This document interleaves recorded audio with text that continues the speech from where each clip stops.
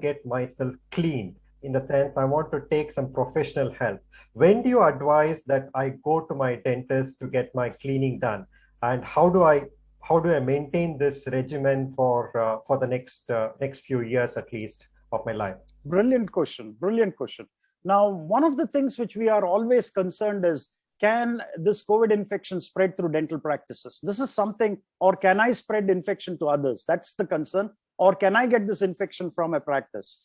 Yes, if you are positive, then it's a good idea to wait for at least 2 to 3 weeks, have a negative PCR done, make sure that you're completely negative, and then you can actually go in without any major problems. Most of the dental practices do take extreme precautions, and this is something we have taken as like a war footing kind of thing. Everywhere hygiene measures are taken, sanitization of the practices, masking is absolutely important, social distances is followed, everybody is wearing PPEs and face shields, and of course you're using UV lights and laminar flows, things like that, which is actually making your experience in the dental office very, very safe.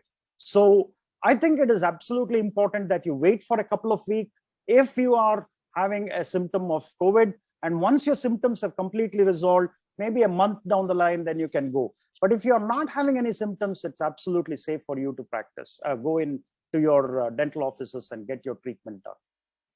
So you advise a prophylactic kind of cleaning once every 6 months so that our oral hygiene remains optimum. So in case we get some kind of an infection, God forbid, you recommend that we continue the mouthwash still, or I think so. I mean, you should actually do simple measures, brushing twice a day, doing simple warm salt water gargling, maybe using betadine gargle twice a day, or chlorhexidine mouthwash twice a day will definitely help in reducing the viral load.